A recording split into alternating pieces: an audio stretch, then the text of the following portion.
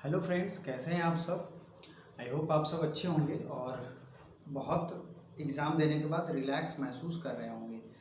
आज मैं जिस टॉपिक पे बात करूँगा वो है बहुत ही इम्पोर्टेंट टॉपिक, क्योंकि सब लोगों ने एग्ज़ाम दे दिया है।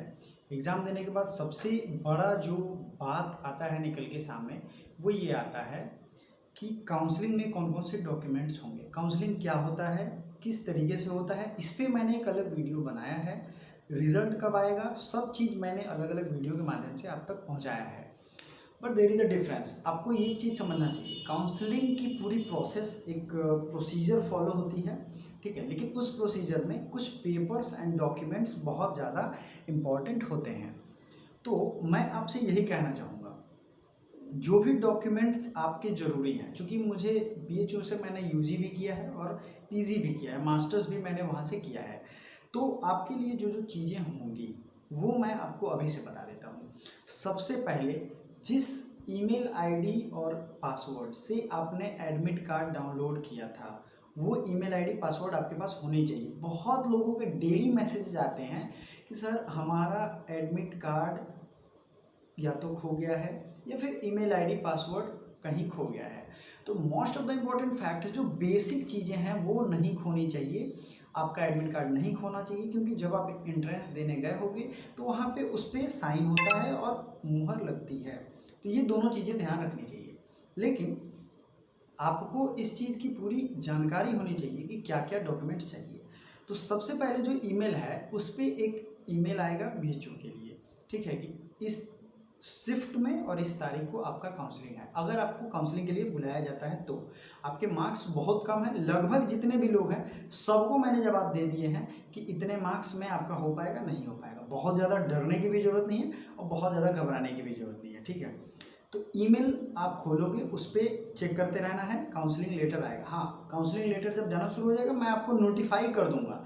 जो भी इन्फॉर्मेशन छोटी से बड़ी इम्पॉर्टेंट जो भी इन्फॉर्मेशन है, फेक न्यूज़ के अलावा सब कुछ मैं आपको यहाँ देता हूँ। आपको ये समझनी चाहिए, क्योंकि मैं खुद BHU से पढ़ा हूँ और इन्फॉर्मेशन का क्या रोल होता है वो मैं आपको बता सकता हूँ। तो सबसे पहले उस जो काउंसलिंग लेटर आएगा, सबसे पहले उसको देखना है, एक बार थॉरोली पढ़ना है। उसको आपको प्रिंट भी करा लेना चाहिए या करा लेना होगा, उसमें मेंशन होगा, उसमें आपका नाम रहेगा और नाम के साथ वो लेटर आता है, ठीक है। उस लेटर को प्रिंट कराइए, पढ़िए क्या क्या डॉक्यूमेंट्स उसमें चाहिए। लेकिन जो जो डॉक्यूमेंट्स चाहिए मैं बताता हूँ। सबसे पहले जरूरी है admit card. Admit card is the first and the foremost priority. आपके पास अगर वो है तो आपकी एग्ज़ाम वैलिड मानी जाएगी। रिजल्ट आपके कितने आए हैं, इंडेक्स और रैंक, उसका भी एक फोटोकॉपी चाहिए। तो प्लीज़ मैं कुछ कुछ पॉइंट्स बता रहा हूँ, आप लोग नोट कर सकते हैं। रिजल्ट की फोटोकॉपी, जो आप अपने देखोगे रिजल्ट, उसको एक जेरोक्स पेपर निकल जाएगा या उसका स्क्रीनशॉट लेके आप निकलवा सकते हो। दूसरी चीज़ है, आपकी जो एडमिट कार्ड है वो सबसे इम्पॉर्टेंट है, ठीक है। ये ऐसी दो चीज़ें हैं ना कि आपके पास अगर कोई डॉक्यूमेंट्स ना भी हो गलती से तो अंडरटेकिंग आप देके एडमिशन ले सकते हो। लेकिन डॉक्यूमेंट्स तो सबके पास होते हैं। तो अब आप दो तरह की चीज़ें होंगी यहाँ पे। पहला होगा कि UG में कौन कौन से डॉक्यूमेंट चाहिए। तो मैट्रिक या 10th CBSE बोर्ड से हो या किसी भी UP बिहार या MP जो भी बोर्ड हो आपका, इससे मैट्रिकुलेशन का मार्कशीट और सर्टिफिकेट 2 साल बाद बन के आता है। तो अगर आपने सर्टिफिकेट अपने स्कूल से नहीं लिए हैं तो please go and collect the certificate. Next है इंटरमीडिएट या +2। इंटरमीडिएट और +2, intermediate is a old term use for +2 in CBSE board और एनी अदर बोर्ड। तो +2 जो है ये आपको इसका सर्टिफिकेट चाहिए और मार्कशीट भी चाहिए, दोनों चीज़ें चाहिए, ठीक है। ये दोनों आपको जरूरी है। हाँ, हर डॉक्यूमेंट के, प्लीज़ नोट इट डाउन, जो जो चीज़ें मैं बता रहा हूँ हर डॉक्यूमेंट के आपको 5-5 कॉपी बना के रखने चाहिए। ये अभी भी काम आएगा, BHU के अगले जब आप एडमिशन हो जाएगा तब भी आपको काम आएगा, अदरवाइज बहुत काम आते हैं। तो एक बार आप निकलो, सारे डॉक्यूमेंट्स लेके जाओ, किसी जिम्मेवार आदमी के साथ, घर के गार्जियन हो, और उनके साथ जाने के बाद आप सबको एक साथ करवा लो, ठीक है। अगर आपको UG के लिए लेना है तो इंटर का मार्कशीट सर्टिफिकेट के बाद आपको TC या माइग्रेशन, UP के हैं तो माइग्रेशन नहीं लगेगा, और transfer certificate, migration, SLC school leaving certificate, बहुत सारी चीज़ें होती हैं। जितने भी डॉक्यूमेंट्स होते हैं स्कूल से अपने कलेक्ट कर ले। इससे क्या होगा, कर लेने से आपको तसल्ली रहेगी, आपको कोई प्रॉब्लम नहीं होगी। वहाँ एक सिलसिलेवार ढंग से सजा के रखना होता है। सबसे पहले मैट्रिक, फिर उसके नीचे इंटर, फिर अगर आप पीजी के लिए दे रहे हो या एलएलबी के लिए दे रहे हो तो ग्रेजुएशन की सर्टिफिकेट और उसकी मार्कशीट कहाँ से की है, सब कुछ सिलसिलेवार तरीके से, ठीक है। उसमें भी आपने कॉलेज लिविंग सर्टिफिकेट चाहिए, ये चाहिए। अगर नहीं होता है उसका भी मैं प्रोसेस आपको अभी बताऊँगा।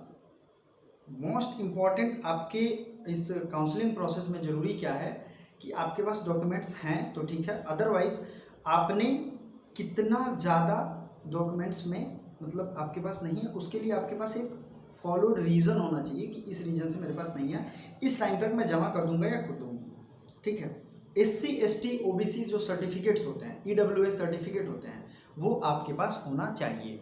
अब इसका रोल ये होता है कि SC ST सर्टिफिकेट मान लो आपने दिया है अपने इसमें कि हम भाई SC हैं, आपका सर्टिफिकेट एक्सपायर हो गया, बाहर में बह गया या इन सब चीज़ों से रिलेटेड कोई भी पंगा हो तो आपको वो बनवाना चाहिए इमीडिएटली। आप कहीं भी गवर्नमेंट ऑफिस जहाँ बनता है वहाँ जाके उसे बनवा सकते हो, बहुत ईजी है।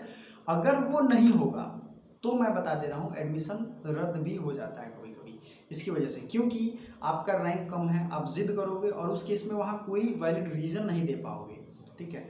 तो आपको ये ध्यान देना है क्योंकि वो बेस है एडमिशन का, आपने चूंकि रिजर्वेशन के तहत एडमिशन लेना चाहा है तो वो आपका बेस होगा।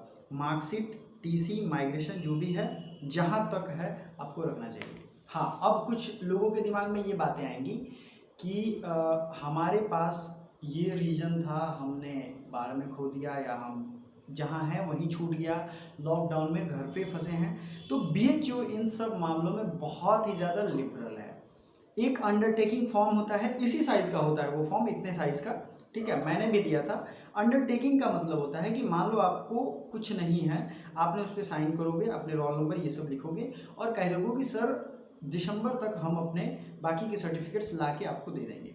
पूरे 2-2.5 महीने की टाइमिंग मिलती है एडमिशन के बाद, जब तक इनरोलमेंट आपका नहीं आता है।